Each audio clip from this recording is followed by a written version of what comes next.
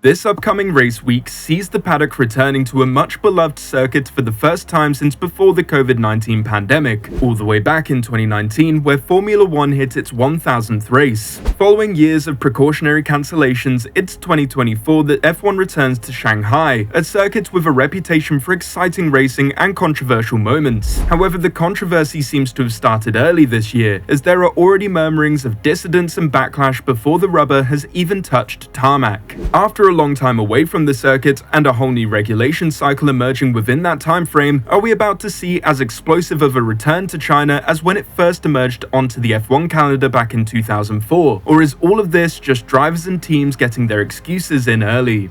Want to know why the backlash against the upcoming race weekend has been so loud? There have been some fair points being made, but just how big of an impact will we see back at home? And stick around, because there have been some races in the past which may give us an indication as to just how chaotic this weekend could be. So what exactly is it that has the drivers, team principals and pundits with their backs up at the moment? Well, the matter is split into three issues, and all of them make each other worse. The first issue is in regards to the surface, which hasn't seen F1 racing for coming up to 5 years. This makes the surface incredibly green and unpredictable for the teams, something which can throw up some real curveballs for the teams in regards to strategy and drivers if they move off the racing line into an especially unrubbered-in section of the track. Ex-F1 driver Christian Danner has been very vocal about his concerns in regard to not only the state of the tarmac, but also how the weather conditions in an especially built-up industrial region may affect the race.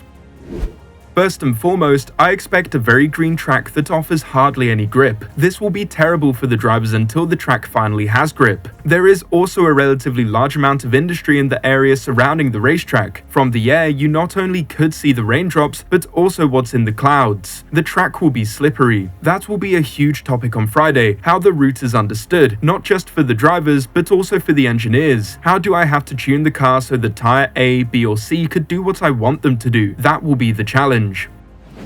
Last year, the FIA conducted an inspection of the track which found substantial bumps that needed addressing. When partnered with an already green track, this could throw up substantial challenges of its own, as grip levels may differ at different sections of the circuit. The changes to the circuit also immediately raised eyebrows, with Sergio Perez voicing what everyone else is already thinking. I just hope that there are no issues with the track, with any drain holes, any issues like that. With rain currently forecast for the weekend, it may even be that any rubbering in of the track is undone overnight. Or worse, we could end up with a repeat of the Turkey fiasco back in 2020, which saw cars crawling off the line and subsequently pirouetting off the circuit into the first corner. While that race at Turkey has gone down as a certified classic with more spins than laps, it's remembered fondly as a one-off. A repeat of these conditions at an equally slippery and unrubbered in Shanghai will likely prompt more frustration from the teams and drivers, however will likely still ensure chaos that will be eaten up by the fanbase. Karun Chandok had similar thoughts to us in regards to the weather potentially creating all the conditions for a crazy race, with the Sky pundit saying this on the Sky F1 podcast.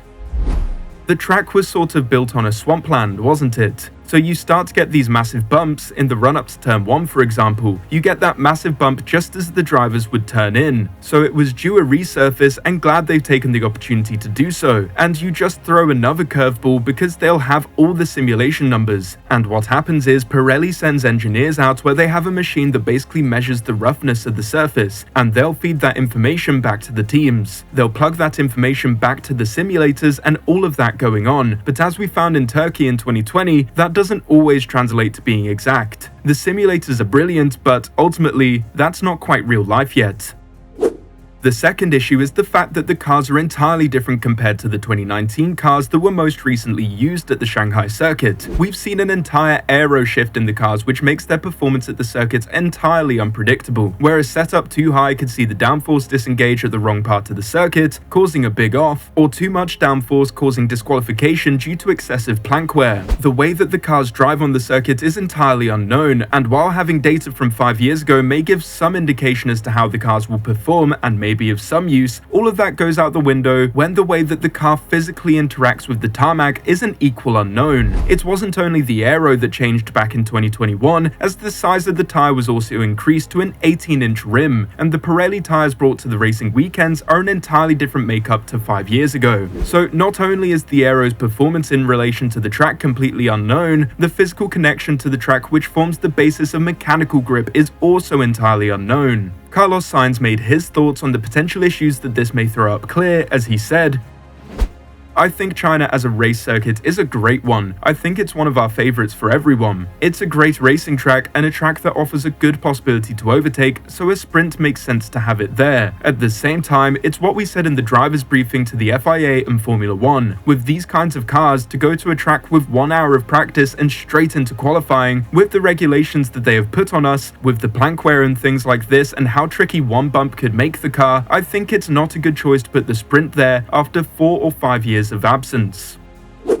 And that brings us to the last point of contention here, and that is the choice to make the return to China after 5 years a sprint weekend. Considering everything we have already said so far about the limited understanding of the circuit and fears surrounding the grip on the circuit in general, never mind off the racing line and in cold conditions, then this is the point that understandably has received the most backlash. The sprint format limits the team to just a single free practice session on Friday at a time that may not be reflective of either race qualifying or of the race itself, due to it being an earlier session in the day to make room for the sprint qualifying session. This means that the team will only have one session in which to get to grips with the circuit and create a setup for both races and qualifying session that they will then be locked in with for the first half of the weekend due to the rules of Parc Fermé. Parc Fermé will then briefly reopen between the sprint race and full race qualifying, and clearly this can mix up the grid quite a lot to create a real spectacle. However, it may come at the cost of driver safety and overall race quality. It's safe to say that Max Verstappen isn't exactly the sprint format's biggest fan. However, I think everyone, regardless of their stance on the format, can at least somewhat agree with his concerns. When asked about his thoughts on making China a sprint weekend, Max sarcastically replied to motorsport.com,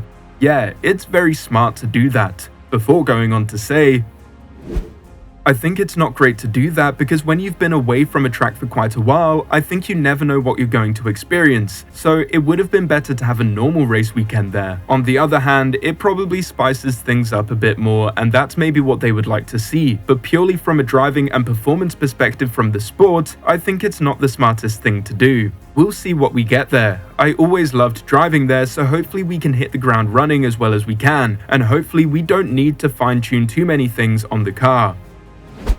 So the positives then is that for us in the comfort of our homes, this race weekend will likely be an absolute banger, with returns to Turkey, Mugello and Nürburgring all throwing up brilliant spectacles on the return to the much beloved circuits. It's safe to assume that China, if nothing else, will be an entertaining spectacle. However, that's all fine and well for us to say, as it's not us that will have to deal with the challenges thrown up by such a potentially treacherous weekend. Then again, it's not us being paid millions to drive, so there's only so much we can speak against a race weekend that will more than likely deliver some fireworks.